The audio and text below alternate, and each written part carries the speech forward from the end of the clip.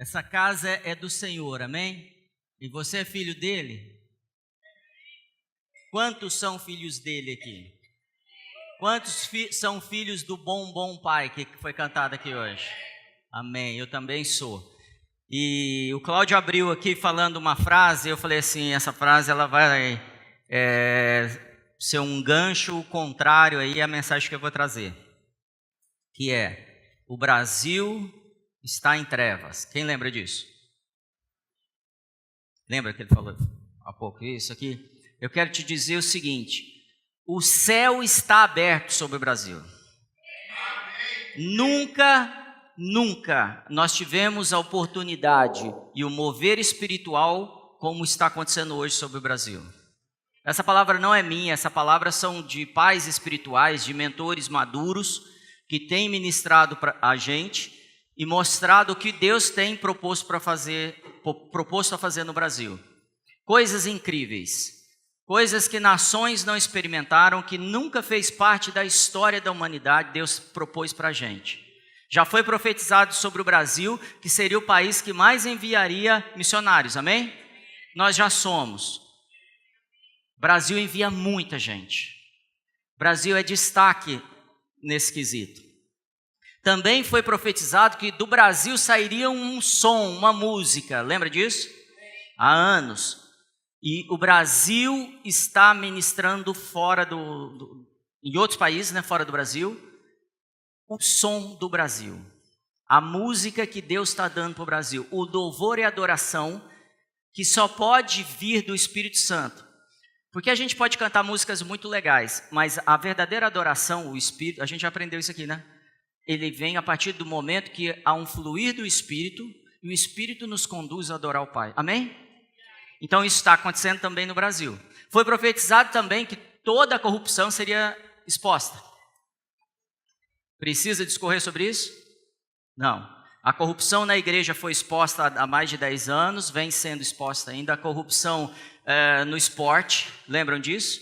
A corrupção na política, a corrupção na arte agora, estão mostrando, né, com essas leis, como é que chama? Rouanet, Lei Rouanet. E tudo que está tudo na Lava Jato. A política, o governo está totalmente exposto. Os empresários foram expostos? Sim ou não? O dono da Gol estava lá dando testemunho, falando que realmente desviou dinheiro, que realmente pagou propina. E aí a gente já sabe de Odebrecht e milhares de empresas, né? Eu estou no mundo corporativo e isso é notícia assim toda hora nos corredores das empresas. Quem está envolvido? Quero te dizer que o Brasil é do Senhor. Essa casa que nós moramos é dele. Esse país é dele. O apóstolo Dom vem aqui sempre e ele sempre diz essa frase: o Brasil é meu. E ele fala que Deus falou para ele há 15 anos, o Brasil é meu, o Brasil é meu, o Brasil é meu. E o Senhor está fazendo isso, está tomando posse do que é dele de novo. E essa nação é próspera, e dessa nação sairá muita coisa para todas as nações, porque nós somos conhecidos realmente como celeiro do mundo. Amém? E que por ser celeiro do mundo, será que a gente tem alguma responsabilidade? Claro que tem. Claro que tem. Cutuca o seu vizinho e fala, claro que tem. Não é assim não, é assim. Claro que tem. Claro que tem. A gente tem toda a responsabilidade é nossa. Toda a responsabilidade de fazer a diferença. E hoje eu quero discorrer um pouco sobre isso. Quem esteve aqui esses quatro últimas ministrações, quero te dizer que você é um vencedor para aguentar tudo isso. Semana que vem muda, viu? É o pastor Anderson Dantas, conhecido como Velhinha, e aí você vai ter um sossego aí. Mas hoje eu quero fechar um assunto, se é que dá para fechar, sobre o reino de Deus, sobre o estilo de vida real, do reino. Como é o estilo de vida de uma pessoa que é de um reino? Como é que funciona uma pessoa que é de determinado reino? Quando você imagina alguém que faz parte do reino da Inglaterra, alguém que fica lá perto da rainha, da coroa, sabe aquela coisa? Como é que você imagina que é essa pessoa? Ela é afetada pelo ambiente ali que ela vive, no castelo da rainha? Quando você pensa como chama um líder na Arábia? Um sheik. E aí aquelas pessoas que estão em volta daquele sheik, eles têm os trejeitos, a maneira de falar, eles funcionam. O vocabulário deles é igual a desse ambiente de reino? Claro que é. O problema é que a gente está aprendendo algumas coisas na igreja, e não é culpa da igreja, muitas vezes a culpa é nossa, que é você saber falar fluente o crentez. Conhece esse idioma? Crentez? É um idioma novo aí que surgiu. E a gente sabe falar tudo como crentez, a gente não fala palavrão, a gente, mas xinga todo mundo de outros nomes. Aquela vaca, aquele, Vaca é palavrão? Não, vaca não é palavrão. Vaca é uma benção, principalmente na frigideira, assim. Só que eu posso transformar isso numa maldição. E da minha boca eu preciso que saia bênção. Faz sentido? Então tá. Então quando eu xingo alguém de qualquer nome, eu estou xingando. Eu estou com o idioma crentez, mas eu não estou me portando como uma pessoa do reino de Deus, de qualquer outro reino. Então eu posso falar inglês fluentemente, mas não me portar como um americano ou como um inglês. Sim ou não? Claro. Posso falar espanhol e não ter nada a ver com o pessoal da Espanha ou dos países latinos que falam castelhano e espanhol.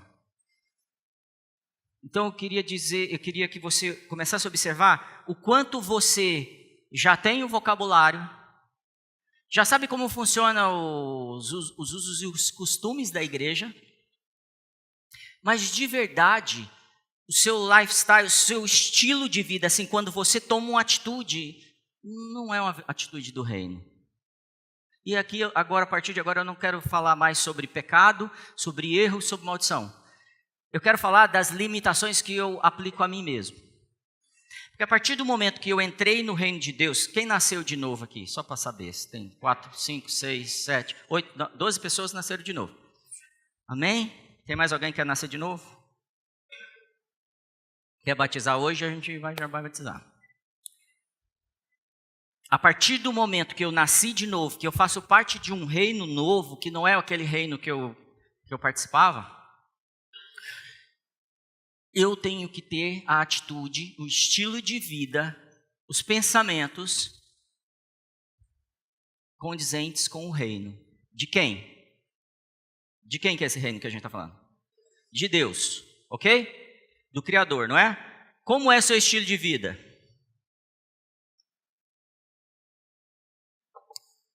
Para isso, a gente vai entender um pouco, então, primeiro, o que é a igreja. Quem faz parte da igreja aqui, não levanta a mão, porque tem gente que está em dúvida ainda, mas se você faz parte ou se você quer fazer parte, é importante que você saiba algumas coisas sobre a igreja. Algumas coisas que a gente sabe, que a gente aprendeu dentro da igreja, não tem nada a ver com a igreja. Nunca foi estabelecido por Jesus, nem está na Bíblia. Mas a gente aprendeu que é legal ter isso na igreja. E não é legal enumerar isso agora, mas eu quero que você abra a sua Bíblia primeiro em Mateus 16.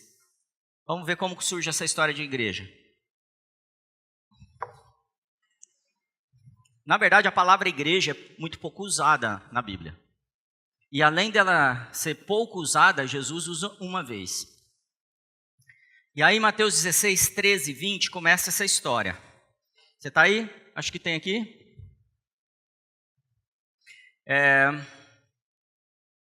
E chegando Jesus às partes de Cesareia de Filipe. Você está aí? Já sabe o versículo ou não? 13. E chegando Jesus às partes de Cesareia de Filipe, interrogou os seus discípulos, dizendo: quem dizem os homens ser o filho do homem? E eles disseram: uns João Batista, outros Elias, outros Jeremias, ou um dos profetas. É mais ou menos assim. Jesus chama os 12 e fala: galera, que o povo lá fora está falando que eu sou? Me dá um follow-up do que vocês têm ouvido aí, porque eu estou muito interessado em saber o que eles pensam de mim. Você já perguntou alguma vez? O que as pessoas pensam? Como é que foi a minha apresentação? Como é que foi isso que é o meu trabalho? Vocês gostam de feedback? E aí eles começam a falar, ó, a galera lá, eu escutei uns falando assim, ele é o João Batista. Aí o outro estava falando assim, ele é o Elias, Jeremias, ou um dos profetas. Alguém sabia alguma coisa? Não. Ninguém sabia nada, então eles começam a tentar adivinhar. Por que eles começam a definir Jesus como Elias, como Jeremias, como João Batista ou um dos profetas? Porque eles viam traços em Jesus que remetia à imagem desses homens. Faz sentido? Então, peraí, eu estou achando que esse pregador parece um pouco com o Brad Pitt. Bom, vamos voltar para a pregação. É mais ou menos isso que aconteceu. Olha lá. Tem quem me defenda, viu? E aí continuou o texto, vamos lá. Disse-lhes ele, e vós, quem dizeis que eu sou? Bom, a galera lá fora não sabe nada, espero pelo menos que vocês saibam. É mais ou menos como vocês não enxergam, que tem gente que enxergou, então eu estou esperando que eles enxerguem. E Simão Pedro, respondendo, disse, tu és o Cristo, Filho do Deus vivo. E Jesus, respondendo, disse-lhe, bem-aventurado és tu, Simão Barjonas, porque tu não revelou a carne e o sangue, mas meu Pai que está nos céus. Pois também eu te digo que tu és Pedro, e sobre esta pedra edificarei a minha igreja. Sobre esse fundamento é pedra, bem? Rocha, base. Sobre essa base, sobre esse entendimento que você teve, que eu sou o Cristo, eu vou edificar o quê? Minha igreja. Então vamos lá. A base é Cristo, é Jesus ser o Cristo, amém? Posso dizer isso? Isso é perigoso, eu preciso crer nisso, a primeira coisa na Bíblia, tá? A partir do momento que eu creio que Ele é o Cristo, eu começo a entender que Ele vai, sobre essa revelação dele ser Cristo, construir a igreja. Parece que é fácil, mas não é. Vamos lá. Pois também te digo, eu te darei, o quê? Eu pulei uma parte, né? E sobre esta pedra edificarei a minha igreja, e as portas... Amém. O que é que vocês vão fazer para as portas do inferno não prevalecer contra a igreja? Joguem sal lá na frente. Comecem com movimentos assim. E aí a gente começa a criar coisas, porque a gente entendeu que as portas do inferno não prevalecerão. Se a gente souber que um inimigo não vai prevalecer contra a gente, de maneira nenhuma, não vão. A palavra de Deus muda. Então, o inferno não vai prevalecer contra a igreja. Qual é o meu nível de preocupação com o inferno? Seja sincero. E a igreja está no zero, gente? A gente está no zero. A gente realmente está pensando como aquele cara que entrou no reino, ele faz parte do reino, o lifestyle dele é do reino, e ele anda por qualquer lugar, pensando e agindo como um cara do reino. Por exemplo, vou dormir. Se eu estou cheio de preocupação, é uma mente de Cristo isso? Cheio de medo, alguém vai invadir a minha casa, tem ladrão na cidade, o Brasil está perigoso, PCC. Isso é uma mente do reino? Se eu não tenho uma mente, a gente tem aprendido isso aqui desde janeiro, né? Desde 1º de janeiro. O meu comportamento condiz com a minha mente. Se a minha mente não é do reino, será mesmo que o meu comportamento tem sido do reino? Vamos lá. Então, as portas do inferno não prevalecerão. Dá um amém aí. Amém.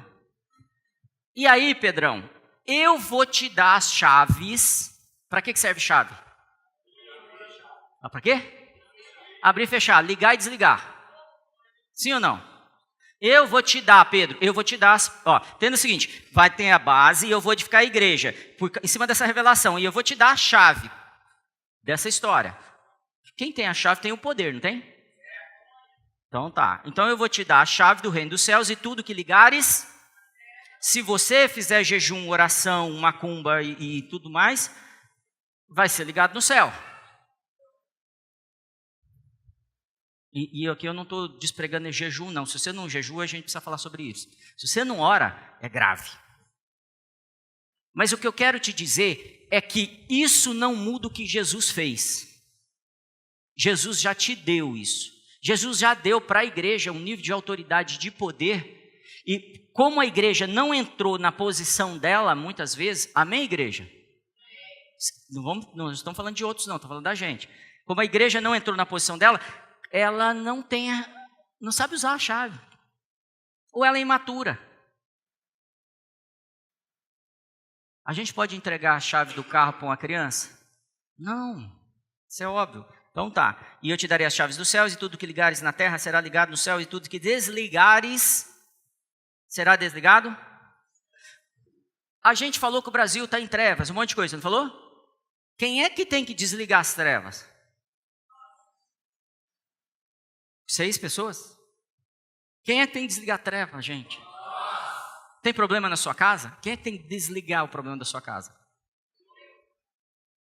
Você está esperando um telefonema do pastor, a hora que ele tiver uma palavra de adivinhação e que ele vai ligar para você? Não vai rolar. Deus pode dar isso, Deus dá a palavra de conhecimento, mas a gente está transformando isso em muleta. E a gente não está indo fazer o que é para a gente fazer. Então ora, jejua, aprenda a palavra, mas eu preciso me mover. Jesus nunca falou assim, fiquem guardando um tempo dentro do Just. Ele falou para um povo que estava esperando a descida do Espírito Santo, mas era por um tempo. Você quer que eu te prove que era só por um tempo? Ele falou assim, e depois saiam de Jerusalém. Não é para ficar. Eu estou em Atos 1, 8. Quando vier o Espírito, saiam de Jerusalém. O que eles fizeram? Ficaram. Um ano depois, Atos 2, eles estavam onde? Jerusalém. Atos 3, um ano depois, onde? Atos 4. Atos 5. Então não é só a gente que erra. Atos 8, 1, o que acontece? Vem a perseguição. E aí o que eles têm que fazer? Ir para os confins da terra, para todos os valados, fazer o quê? Discípulos. Tudo bem até aí? Então, qual foi a grande descoberta revelada pelo Espírito de Deus para Pedro? Que Jesus é o Cristo. Cristo, a palavra original é Machia. E eu não sou especialista em idiomas, nem hebraico, nem grego principalmente, então não vou discorrer muito sobre isso. Aqui tem alguns especialistas. Cristo, originalmente se fala Machia, fala Machia. O que quer dizer Machia? Messias. Cristo, Messias.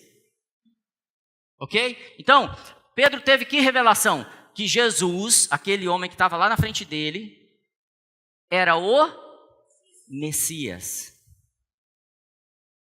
Jesus, o Messias. E o que quer dizer Messias? Fala para o seu vizinho, rei ungido. Que revelação Pedro teve? Que Jesus era quem? O rei ungido. Qual o problema que Jesus tem com o governo daquela época? Porque ele falava que ele era profeta, ele teria algum problema? Tinham muitos. João Batista estava ali, não estava? Qual era o problema de Jesus então? Se posicionar como o quê? Como um rei. E ele não é um rei? Ele não tem um reino? E se ele é um rei e tem um reino, ele tem que se apresentar como? Profeta? Não. E aí começa uma série de problemas. E aí, ele fala, eu sou o rei, isso é fato. Você entendeu, Pedrão? e sobre esse entendimento eu vou edificar a minha igreja. Entenda o seguinte, muda um pouco, não muda? Sobre o entendimento que eu sou rei, eu vou estabelecer a minha igreja.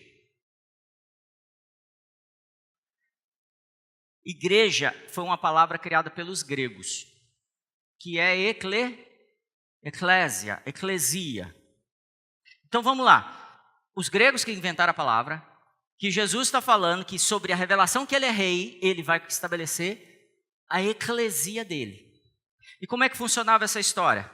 Os gregos, eles eram muito estudiosos, criaram as bibliotecas, investiram muito em filosofia, arte. A arte da liderança, muita coisa que se tem hoje vem da base dos filósofos gregos. Amém? E o que acontece? Eles estabelecem também, lá na Grécia, antes de Roma, tá? Antes de ser tomado por Roma, antes dos macedônios invadirem, antes do helenismo, que é uma filosofia mais humana, científica, que não vai crer muito na mitologia. Antes disso invadir a Grécia, eles já tinham a eclesia. A Grécia está crescendo, estou falando 4 séculos antes de Jesus, 3 séculos principalmente antes de Jesus, a Grécia está tomando, ela já derrubou os persas, ok? Você está aí? E aí o que acontece? Como é que a gente vai expandir? Vamos estabelecer uma eclesia, que é o quê? É um povo que eu vou separar, que vai ficar com o rei, vai entender como ele funciona, e aí eu vou mandar para as regiões para levar a cultura do que eu penso. Eu sou o rei. Amém? Eu vou transferir os meus pensamentos através de pessoas. Eu vou transferir a cultura, a constituição do reino da Grécia para o mundo através da minha eclesia. Para fazer parte da minha eclesia, é necessário que você pareça comigo.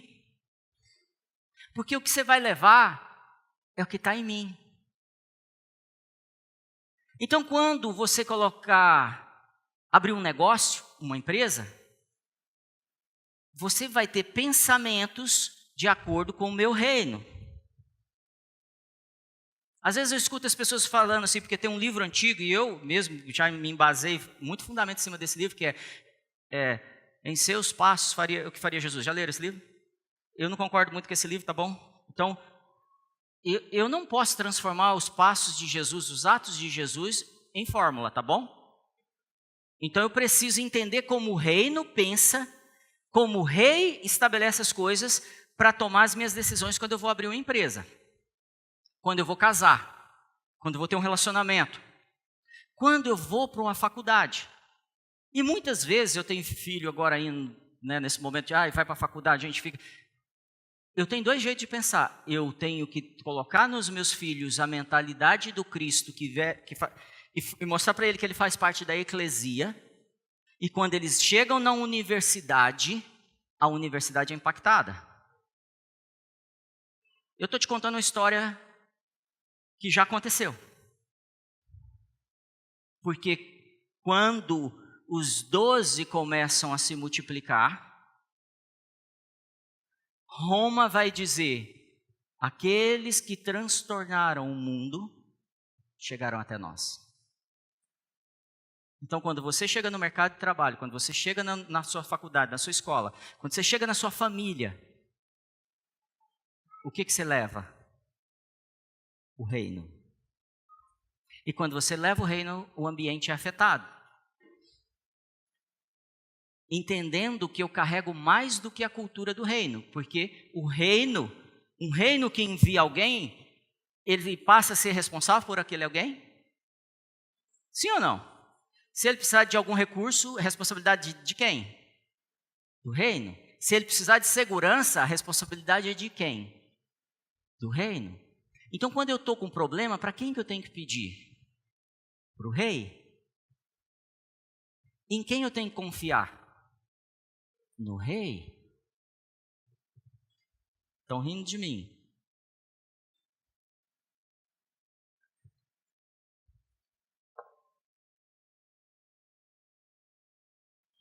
César, vê aquele negócio, Roma agora está invadindo, está tomando a Grécia, ok? Já estou em outro momento. E César fala assim, eu vou misturar essas culturas, e eu vou trazer o que acontece na Grécia para a gente, e vou levar um pouco da nossa cultura, e a gente já estudou sobre sincretismo aqui, amém? Então começa a haver um sincretismo, e Roma estabelece também a eclesia deles. E Roma começa a tomar os territórios enviando a eclesia, pessoas que vão estabelecer a cultura, os recursos, as regras, as leis, em todo o território que eles tomam. E Roma começa a enviar a eclesia deles. Essas pessoas enviadas por Roma e pela Grécia são evangélicos? Sim ou não? Então a palavra eclesia tem base evangélica? Esse pessoal era religioso, pelo menos? Não. Então eclesia está... Quando Jesus fala, eu vou estabelecer em cima dessa ideia que eu sou rei, a minha eclesia, o que ele está falando? Sabe, em cima dessa ideia que eu sou rei, eu sou uma pessoa que tem a autoridade total, eu vou mandar os meus representantes carregando toda a cultura do meu reino. E eles vão chegar nos lugares igual o Brasil, que está em trevas, e eles serão a luz do Brasil. Porque enquanto eu estou no mundo, eu sou a luz do mundo. Mas assim que eu saio do mundo, vós sois a luz do mundo. Ou seja, você é muito semelhante a mim, você vai funcionar como eu funciono. Tudo bem? Quem vocês dizem que eu sou? Jesus pergunta. Quem vocês dizem que é Jesus a partir desse momento? Um profeta? Um apóstolo?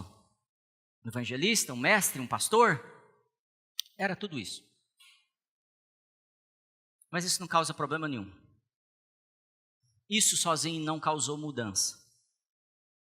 O que causou foi a posição dele como rei. E ele fala assim, eu sou rei de reis.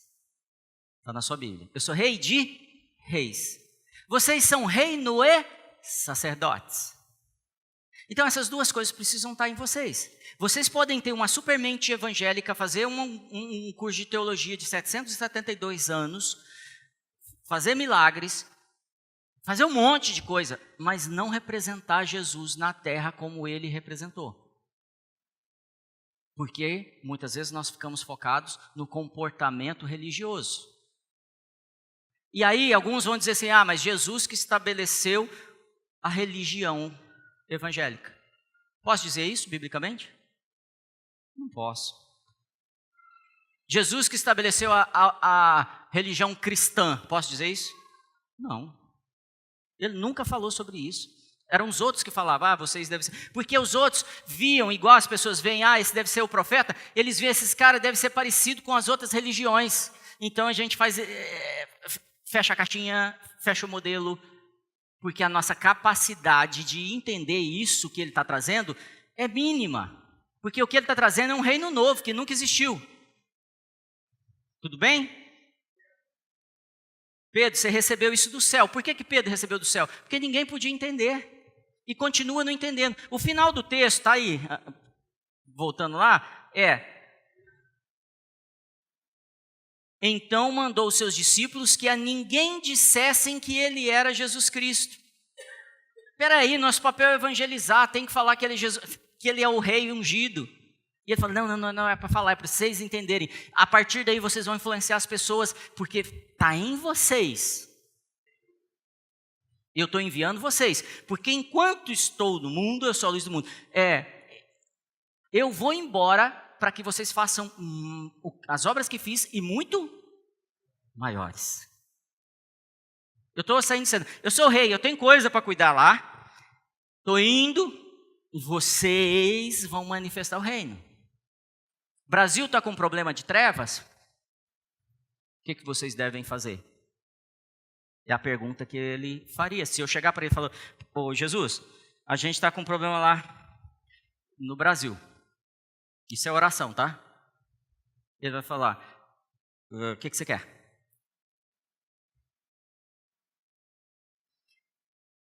Como assim, o que você quer? Eu estou com um problema e eu não consigo resolver. Mas eu falei lá em Lucas 17, 21, que o reino de Deus está dentro de você.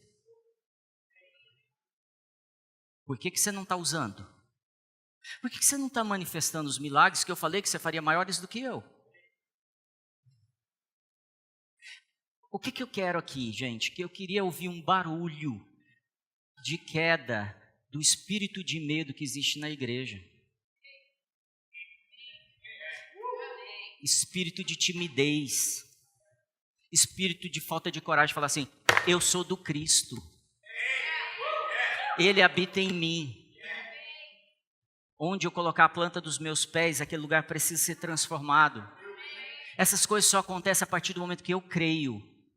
Eu preciso crer. Não está acontecendo porque tem um shift, uma mudança que aconteceu lá atrás na igreja e a gente ficou se comparando. Como o mundo fez com a gente aceitou, se comparando com as religiões do mundo e transformamos o reino de Deus em uma religião.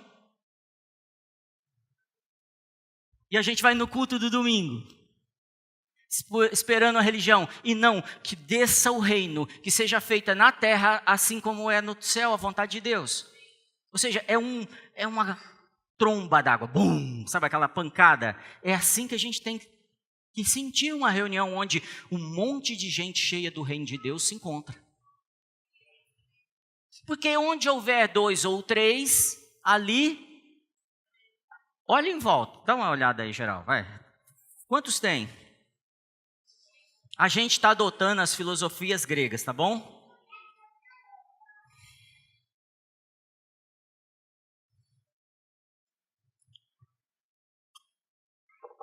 Se Jesus é um rei, e ele estabelece algo no modelo que existia no mundo na época, que os gregos fizeram, que os romanos fizeram, e não é religião, vocês que falaram, tá bom? Tá gravando, mas eu posso porque não fui eu que falei. Sou bobo, amanhã está na internet. Se ele é o rei, e ele falou assim, vou fazer igual aos gregos, vou fazer igual aos romanos, vou estabelecer a eclesia, a palavra que os gregos criaram e os que os romanos adotaram. O que ele está enviando para o mundo? Fala, o meu senado, o meu parlamento, a minha embaixada, os meus representantes. Por isso que eu insistia semana passada da gente falar assim, eu não posso fazer uma oração e fazer uma mandinga no final e falar em nome de Jesus. Não pode ser uma mandinga, tem que ser assim, eu em nome de Jesus, represento ele aqui e estou falando isso. Porque o reino de Deus está dentro de mim e eu estou vindo em nome dele. Não importa se eu vou morrer, não importa o que vai acontecer, porque eu confio no rei. E se tem um rei, eu já não tenho posse sobre mim, porque tudo é do rei no reino. É diferente do Brasil. Nossa mente tem um pouco de dificuldade nisso. Porque no reino tem um rei e tudo é do reino. E eu quero estabelecer uma igreja evangélica nova, mas ele está falando, não é isso, estou querendo que vocês derrubem a corrupção do Brasil. Eu estou querendo que vocês se tornem os melhores educadores com a mentalidade de Cristo e invadam as escolas. E a próxima geração não vai passar o que está passando. É assim que é ter um lifestyle do reino. Fala, Royal Lifestyle. É assim que fala? Os caras põem umas coisas aí que... você ri e fala pro seu vizinho, Royal Lifestyle.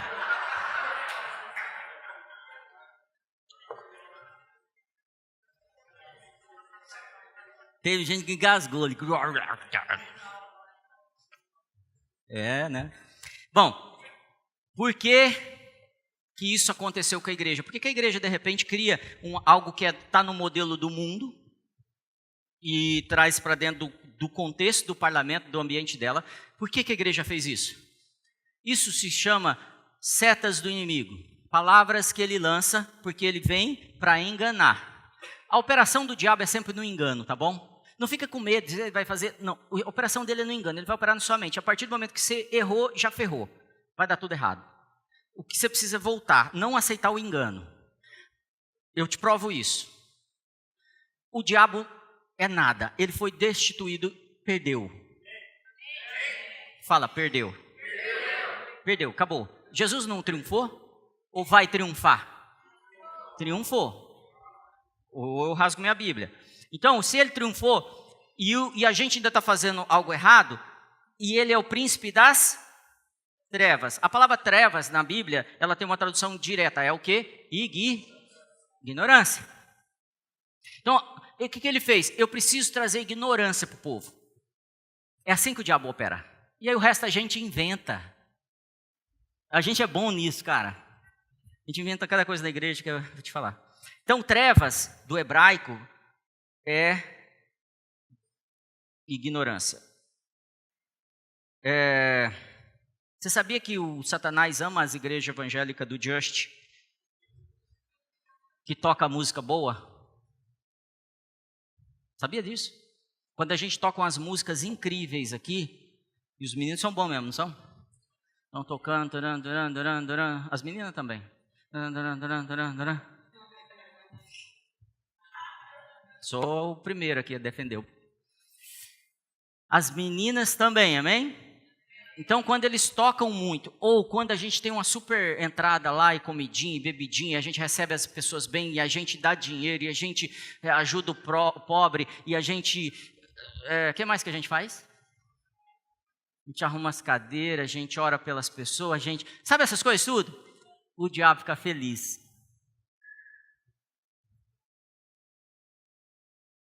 Fica feliz. Por mais que pareça estranho isso, ele ama louvor bom, gente. O cara ama. O cara ama igreja que o povo fica gritando ou que fica... Ele ama. Não ameaça ele. O que ameaça ele é conhecer a verdade. Ele nunca falou assim, o pastor de vocês vai libertar vocês. Falou? O louvor da igreja de vocês vai libertar vocês. Falou ou não falou? O programa de introdução dos novos membros Falou? O que ele falou que vai libertar a gente? A verdade. A palavra luz é o contrário de trevas, não é? A palavra luz quer dizer o quê? Conhecimento. O que o diabo não quer que você tenha? Conhecimento. Por isso que você fica com sono na hora da palavra. Alguns não, dormem mesmo. Por isso que você fica com sono na hora de ler a Bíblia. Tem gente que usa terapia bíblica para dormir. Não toma um remédio, pastor, descobri a Bíblia. Antes de virar a página, eu já estou dormindo. Estou mentindo? João 9:5 diz assim: enquanto estou no mundo, sou a luz do mundo. Tem tem algo implícito aí que é super importante. Enquanto eu estou no mundo, eu sou a luz do mundo. De verdade, a gente não quer ir para a próxima fase. Você sabe o que é? O rei está lá no reino e você está num lugar que você está tomando o território. Igual a Grécia fazia, enviava a sua eclesia, a Roma fazia, enviava a sua eclesia. E Jesus falou, eu vou fazer do mesmo jeito, vou enviar minha eclesia. E o Brasil nunca mais vai ser o mesmo. Ribeirão Preto vai se chamar Ribeirão das Luzes. Essa é uma palavra profética que a gente carrega há 7 anos. E foi liberada. E logo em seguida, vocês viram o que aconteceu na prefeitura de Ribeirão. Amém? Então está na nossa mão isso. Efésios 5:8 diz o seguinte: porque noutro tempo éreis... Ele está falando para a igreja de Éfeso. Galera, lá naquele tempo lá, semana passada, vocês eram trevas. Mas agora sois luz no Senhor. Andai no lifestyle da luz. Anda como uma pessoa da luz anda. Para pensar que luz é o quê? Conhecimento. A partir do momento que eu tenho conhecimento, eu começo a andar conforme conhecimento. Então, anda como quem tem conhecimento. Não dá mais para você fazer aquilo e ficar se enganando, tipo, eu estou fazendo é porque eu não sabia. Ok? Efésios 5:1 diz assim: sede, pois, imitadores de Deus, como filhos amados. Galera, imita o rei. Você quer imitar alguém? Imita o rei.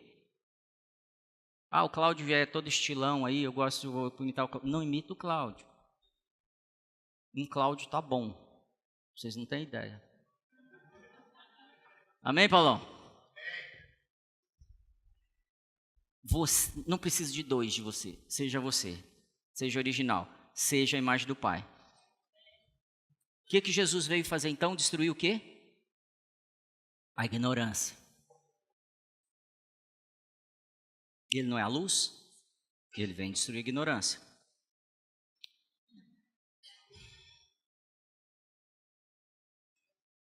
O diabo lança palavras na nossa mente. Ele fala assim: fica tranquilo, você faz parte de uma religião. Você não está indo lá, você não faz parte do hall de membros. Jesus é o fundador dessa religião, fica tranquilo. Seja o influenciador dessa religião, começa a multiplicar essa religião. Não parece estranho agora? Seja um multiplicador dessa religião. Será que era isso o plano de Jesus? Tomara que caia, faça barulho mesmo. Sabe, não seja o melhor funcionário da sua empresa, não. Seja não. A sua mulher não está tão assim, não. Não seja o melhor marido para ela, não, já que ela não está fazendo tal coisa. Que ela não te respeita do jeito que você queria. Foi isso que Jesus ensinou? Não seja o melhor pai, não, já que seus filhos, olha só o que está acontecendo com eles. Não seja o melhor filho, não, seus pais esqueceram de vocês e erraram com vocês.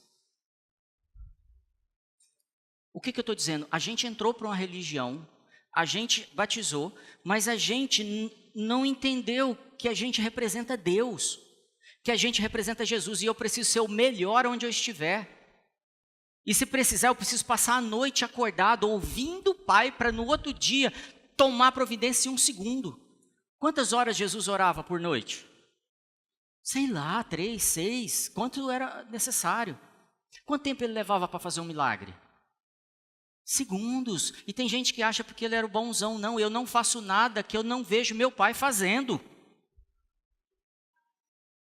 O meu lifestyle é o lifestyle do meu pai. Eu aprendo com ele, todo dia eu procuro, eu oro, eu busco, eu leio as escrituras, eu conheço de cor, eles me confrontam, eu respondo com a palavra, o diabo me tenta, eu respondo com a palavra. Eu conheço as escrituras, porque em mim não há trevas, há luz. Eu fui liberto pela verdade. Eu estou sendo aperfeiçoado. Você sabia que Jesus foi aperfeiçoado? Está na sua Bíblia.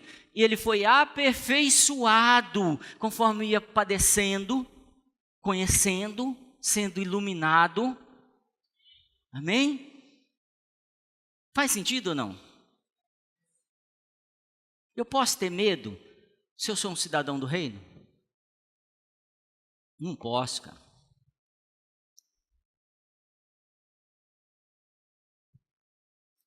Estou indo para o final para a gente tentar fechar esse assunto. Eu precisava de mais umas 5 horas. Eu não estou exagerando. Se eu fosse você, ia para casa e lia a Bíblia hoje umas 5 horas. Porque você não precisa de mim. Você precisa do Espírito Santo. Ele é incrível. Ele estava aqui durante esse movimento da música e estava muito bom. Ele fez coisas incríveis aqui hoje. E aí, às vezes, eu não quero participar disso, porque eu não curto muito essa música, eu não é meu... Cara, se solta, se joga. Você está na casa do Pai. Está no meio dos seus irmãos. Então, eu quero contar uma história para você. Um dia, Jesus foi preso, tá bom? Vamos pensar nesse caso aqui. Por que ele foi preso? Porque ele está criando problema. Sim ou não? Não tinha um monte de profeta profetizando? Alguém foi preso lá da época? Não, o único que teve problema foi João Batista, que foi mexer logo com quem não devia, né? Herodias, né? Então, Jesus é preso. Ele está no jardim, chegam os guardas, ele se apresenta, Pedro corta a orelha de Malco, ele conserta a orelha de Malco, ele é levado para a casa do sogro do sumo sacerdote. Chega lá, ele é interrogado, não fala nada, pelo menos nada com nada. É tirado da casa do sogro do sumo sacerdote, levado para o sumo sacerdote, interrogado, os caras fazem uma fogueira, é um circo. Interrogam e não tiram nada dele, ele nem responde nada. Sabe por quê? Você nunca julga um rei dentro de uma religião. Você nunca vai tirar algo de um rei no ambiente religioso, porque ele é um rei, ele não é um religioso. E ele é levado dali e fica uma coisa de Herodes para Pilatos e ninguém quer ficar com o cara. Não, mas o assunto que é levado para Pilatos aí, não, mas o assunto que vai ser discutido aqui é religioso. Esse cara aqui eu nem acredito que ele é rei não. E devolve para Herodes, aí em Herodes não acontece nada. E aí ele é levado para Pilatos. Pilatos é a eclesia de César, para você entender. É o cara que é enviado com autoridade. Fala essa palavra bem, autoridade. Para mandar ligar e desligar. Sim ou não? Matar ou deixar viver. Esse é o cara. Então Pilatos está na frente de Jesus. Agora sim nós vamos conversar. É como se Jesus tivesse falado isso. Porque Jesus responde para Pilatos o que não tinha respondido para ninguém. É como se você falar assim, agora de eclesia para eclesia, de governo para governo. A gente pode conversar. E Pilatos falou o que para ele? Você está muito arrogante. A real eu vou te falar. Eu, se quiser, te mando matar ou te deixo viver. Jesus responde o quê? Como? Não há autoridade. Você só pode fazer isso se for te dada a autoridade do meu governo. Porque você não pode fazer isso se não vier do meu governo a autoridade. E eu vou te contar mais uma, Pilatos. Se eu quiser, me ajuda a lembrar os números aí. Eu mando 10 legiões, é isso? 6 legiões, quantas legiões? 10 legiões de anjos e destrói tudo isso aqui. Você quer conversar de igreja para igreja, de eclesia para eclesia, de governo para governo, de rei para rei? Eu vou te falar, você tem seus soldados. Eu mando 10 legiões de anjos, dá 60 mil anjos e destrói tudo isso aqui. Eu tenho autoridade para isso. Para você entender, Pilatos, o que é 60 mil anjos, meu pai só usou um para destruir o exército do Egito. E eu estou te mandando, e eu posso te mandar 60 mil anjos para me proteger aqui. Eu posso mandar 60 mil anjos para proteger os meus. Eu posso mandar 2 anjinhos só para destruir qualquer governo do Brasil. 1. Mas eu poderia mandar 60 mil.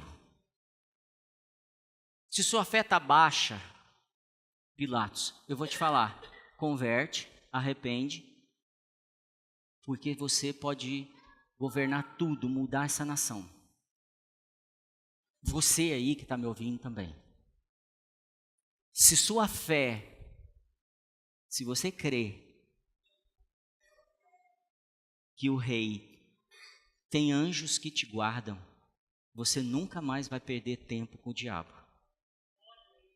Aonde você entrar, você vai manifestar o reino.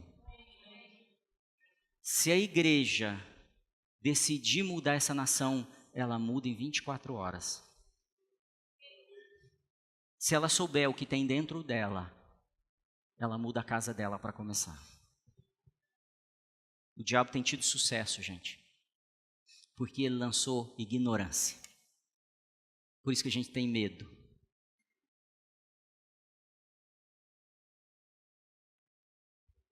O reino dele não é daqui, gente. Existe uma outra história, dizem que é verdade, que um dia um africano desses de tribos e tal, ouviu um miado no meio de uma moita, foi lá, mexeu, achou um leãozinho. Pegou esse leãozinho, pôs no meio das ovelhas. Dava leitinho, dava comidinha para ele, cuidava dele. E o leãozinho foi crescendo, junto com as ovelhas. E foi crescendo, e foi crescendo, e foi crescendo. E foi passando um tempo. Passado um ano, o leãozinho já era um leão grande e vivia no meio das ovelhas. E aparece um grande leão, um leão maduro, com um rugido muito alto. As ovelhas estão com medo, encurraladas na beira d'água, e o leãozinho também com medo. E aí, daqui a pouco, os pastores chegam e esse leão vai embora. Aí tudo se acalma, o leãozinho vem e vai beber água, ele vê a face dele. Quando ele vê a face dele, ele se assusta porque ele lembrou do leãozão. E ele sai com medo e correndo e ele não se aproxima mais da água. Daí a pouco o grande leão volta. E ele não começa a não entender aquilo, o que é isso, o que é. E o grande leão vem e pega ele e arrasta ele até um lugar afastado e começa a rugir na cara dele. E o leãozinho, morrendo de medo, se escondendo, ele vai me matar, ele vai me comer, ele vai me destruir. E o leãozão, e o leãozinho morrendo de medo, se escondendo. E aí ele começa a entender, eu preciso atacar, se eu não fizer nada, ele vai me atacar também, então eu vou fazer um barulho também. E ele,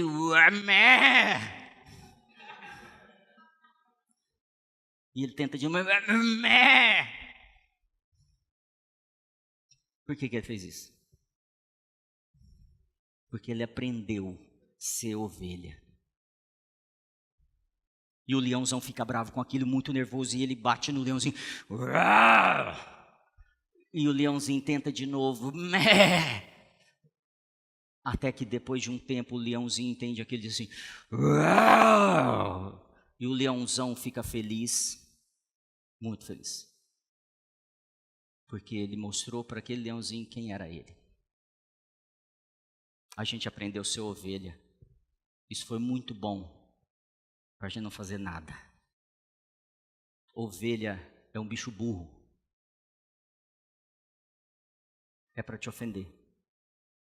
Ovelha só sabe... Sabia que ovelha não tem líder? Pega um bando de ovelha ali, rebanho de ovelha. Elas não têm um líder, elas vão andando perdidas assim. Ovelha sabe só baixar a cabeça, comer, baixar a cabeça, comer, beber. Baixar a cabeça, comer, beber. Vai no culto todo domingo, recebe a benção e vai embora. Recebe a benção e vai embora. O máximo que vê quando levanta a cabeça é o fundo da outra ovelha. Você não foi chamado para isso.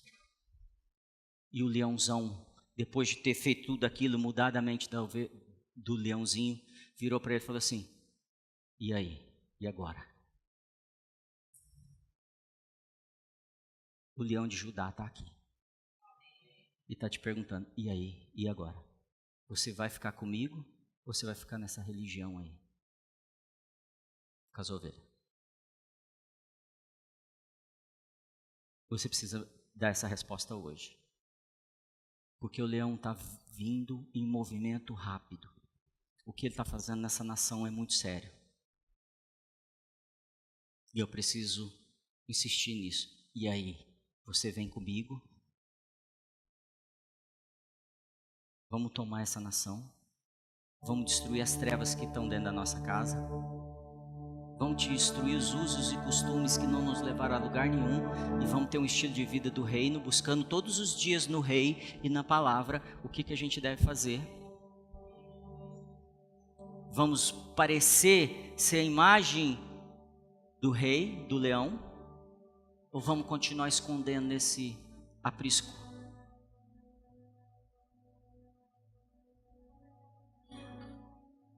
O que você quer?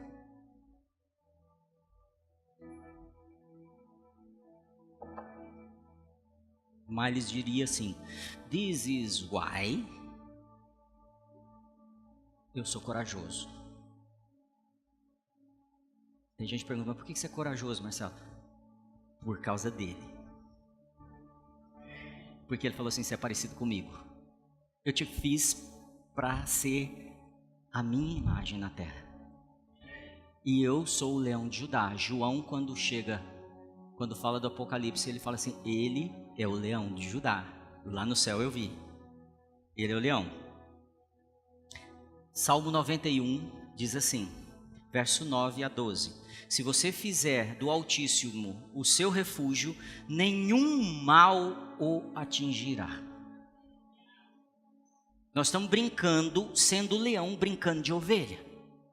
E a palavra diz assim: se você se posicionar como ele é o leão, e se você se esconder debaixo dessa verdade, que você é a eclesia sobre essa estrutura que ele é rei, e que ele te faz rei e sacerdote, nenhum mal te atingirá, desgraça alguma chegará à tua tenda, porque aos seus anjos ele dará ordem a seu respeito. Aos seus anjos ele dará ordem ao seu respeito. Fala para o seu vizinho: ao seu respeito. Ele manda hoje anjos proteger você. Hoje, seu problema é financeiro, ele cuida de você hoje. Seu problema é saúde, ele te cura hoje. Eu preciso me posicionar, acessar o reino, e toda a glória do Senhor vai passar por mim. E nada vai poder me abalar.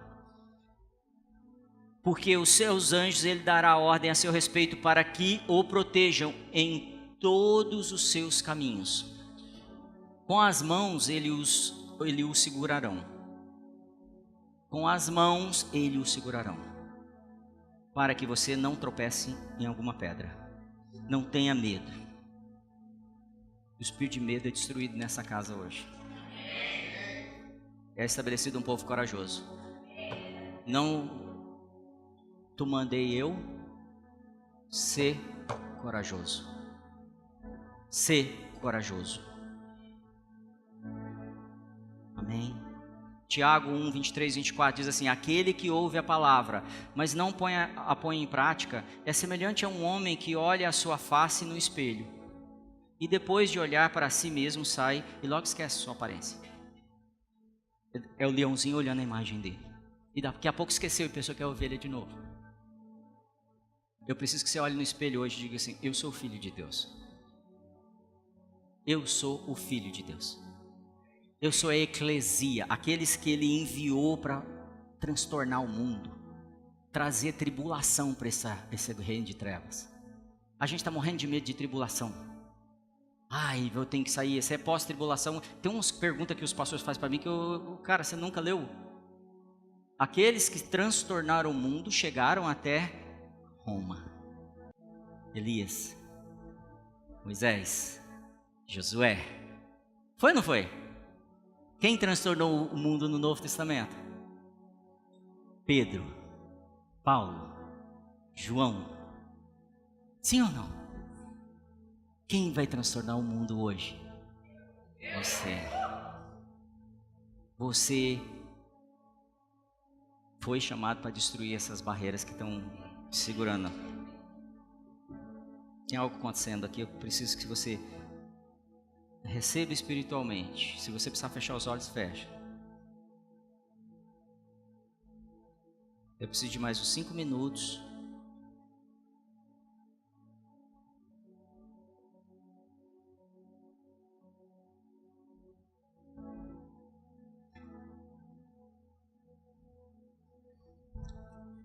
Para te dizer que agora é tarde demais, você já está sabendo. Não tem mais jeito de mudar, está com você. Você é um leão.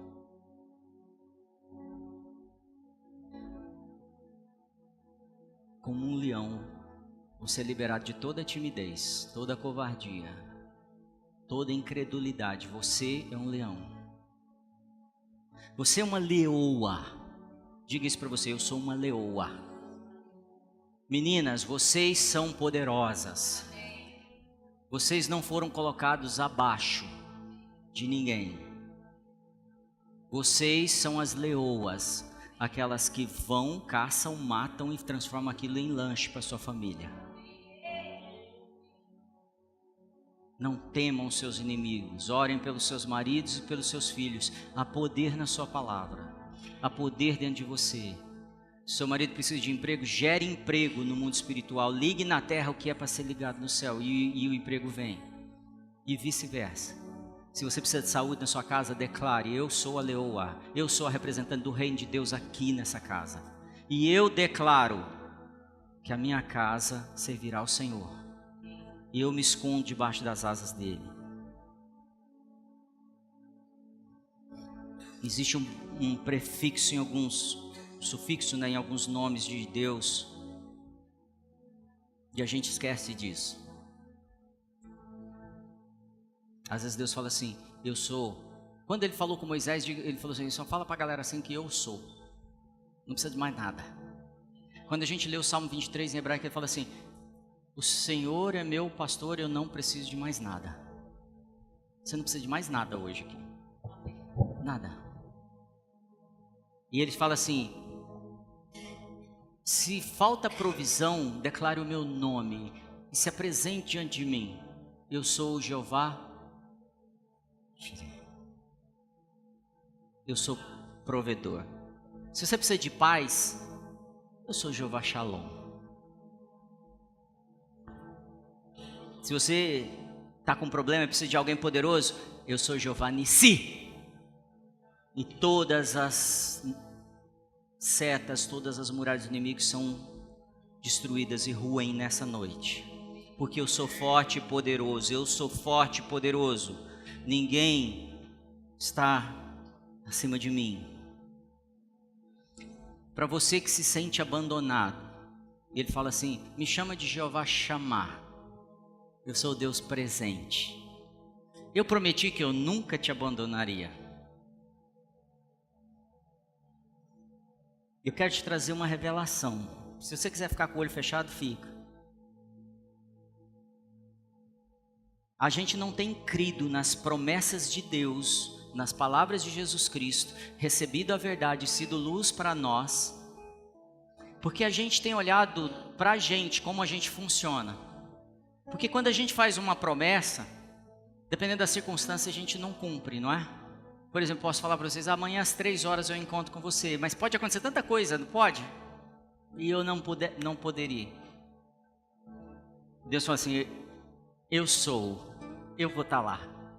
Amém. Qual é a sua necessidade? Eu sou, eu vou fazer. Eu não mudo a minha promessa. Eu sou. Deus é cumpridor das promessas dele. Mas existem promessas e promessas. Tem promessas que são incondicionais. Eu te amo e nunca vou te abandonar.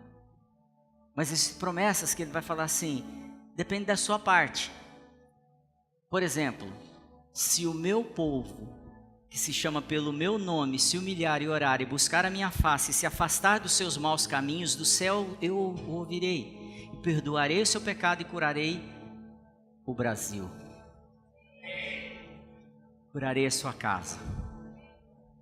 Eu prometo, mas tem um pedaço que é seu, e muitas vezes a gente vai no altar do Senhor, nós ajoelhamos: Senhor, você não está fazendo, você prometeu que ia fazer. Mas ele está falando, mas ele olha para a gente assim, super simpático. Jesus é simpático. E ele olha para a gente assim: mas essa é a sua parte, você não está fazendo. Faz sua parte. Faz porque eu estou doido para te abençoar. Eu sou o bom Pai. Eu sinto que você deve fechar os olhos. Só ouça. Se você sentir à vontade. Não precisa pagar, não.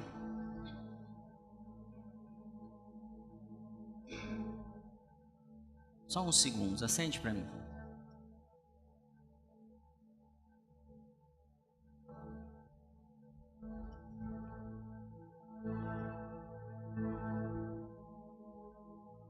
Ele está aqui. Está dentro de você.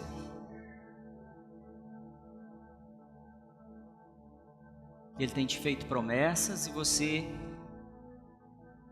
Tem algumas pessoas que estão assim: eu não posso nem acreditar porque eu nem mereço isso. Isso não pode ser para mim. Eu quero te dizer, retome as promessas do Senhor. A palavra dele gera vida. Cria aquilo que não existe. E ela foi dada já para nós. Ela destrói todas as trevas, nos liberta e nos leva numa posição de governo e de reino, de paz e alegria, de justiça. Porque é isso que o Espírito Santo carrega: paz, alegria, justiça.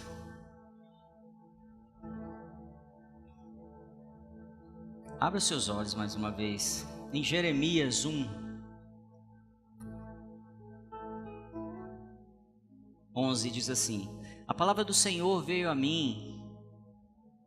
Jeremias está falando, a palavra de Deus veio para mim. E ela disse assim: o que você vê, Jeremias? Vejo um ramo de amendoeira, respondi.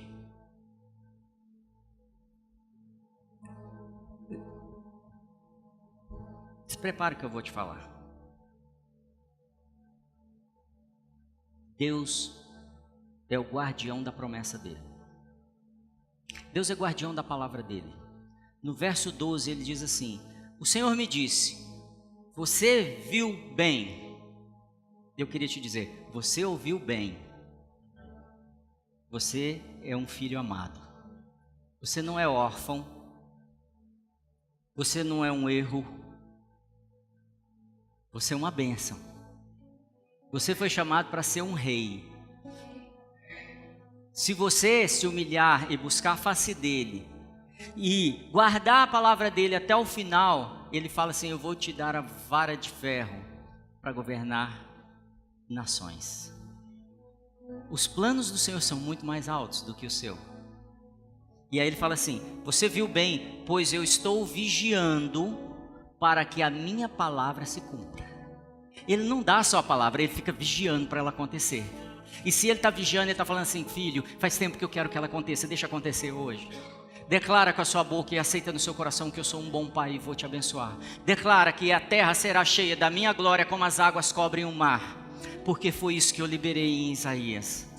Declare que eu estou preparando um povo, uma nação eleita, que não será confundida, não será enganada, que rios de água viva fluirão deles, que onde eles passarem, a atmosfera é transformada, que as trevas têm que fugir.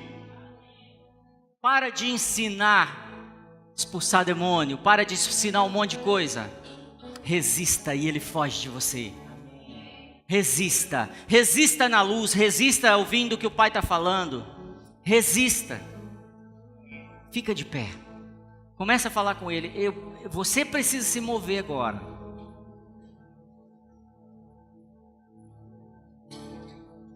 Fala assim: inimigo, você nunca devia ter me deixado ver isso. Você nunca devia ter me deixado ver isso. Fala forte para ele. Agora eu sei quem eu sou. Se prepara. Porque do Senhor é o reino, o poder e a glória. Eu não serei confundido. Onde eu pisar a planta dos meus pés, será abençoado. A minha casa, a minha família, a minha empresa, o meu emprego, a minha escola, servirão ao Senhor. Em nome de Jesus. Isso é uma palavra que você está declarando, você precisa manter. Provérbios 3:5 diz assim: confia no Senhor de todo o teu. Confia no Senhor de todo o teu coração. Você está declarando com a sua boca: hoje é dia de você falar: eu declaro que o meu coração confia 100%. Não pode ter espaçozinhos mais que não confiam. Pedacinhos, quartinhos que não confiam. Quartinhos que eu corro lá para quando a coisa não vai bem eu resolver, eu dar um jeito no meu braço. Porque o texto continua assim: e não te estribes no teu próprio entendimento. Porque o seu entendimento é trevas, não é conhecimento, não é a luz que vem do Criador. Não confie no que você cria, confie naquele que Ele te dá. Não te estribes no seu próprio conhecimento. Essa parte das escrituras, ela vai falar só sobre sabedoria. Não fala para a gente se tornar justo, pecar menos, não mentir. Essa parte das escrituras vai falar assim: confia nele. Alguns de nós não têm conseguido vencer o pecado, porque a gente está tentando pela gente. Confia nele. Entrega todo o seu coração para ele nessa noite. E ele vai te levar, vai corrigir suas veredas. Porque os meus pensamentos não são os vossos pensamentos, nem os vossos caminhos os meus caminhos. Até aqui a gente está tentando, a gente continua tentando. Provérbios 3:6 diz assim, o verso seguinte: reconhece-o em todos os teus caminhos e ele endireitará as tuas veredas. Eu quero parar de pecar, Senhor, nessa área. Reconhece ele nesse caminho. Confessa o teu pecado. Essa é uma oportunidade. Essa é uma casa que a gente promove muito o arrependimento, a mudança de mente. E eu quero que você fale para ele: Senhor, eu preciso pedir perdão agora. Eu estou sendo arrogante. Eu penso que eu sei tudo. Entendo tudo, sei dirigir todo mundo, sei falar com todo mundo, sei. Dou conta. Tem metido louco em tudo que você fala. Feito do meu jeito.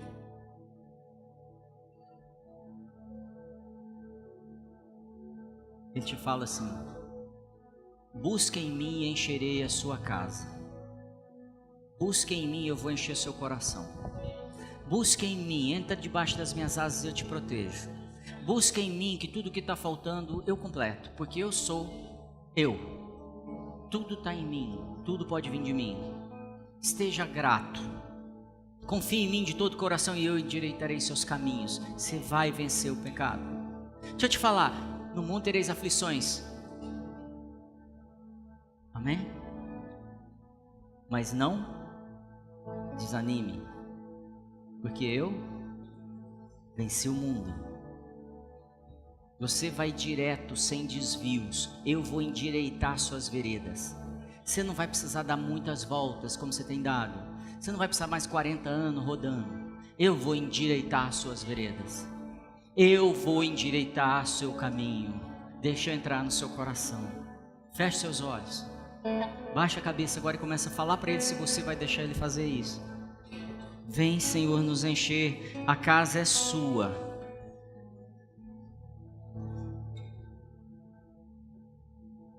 Eu não tenho mais que falir, eu não tenho mais que ficar doente, eu não tenho mais que ter problemas conjugais, eu não tenho que me separar. Eu não tenho. Porque hoje o Senhor falou: confia em mim. Confia em mim, confia de todo o coração. Entregue toda a confiança em mim. Entregue toda a confiança em mim. Entregue a toda. Comece a declarar para ele: Senhor, eu estou entregando agora. Eu confio em Ti. Eu confio 100% em Ti. Toda a minha confiança.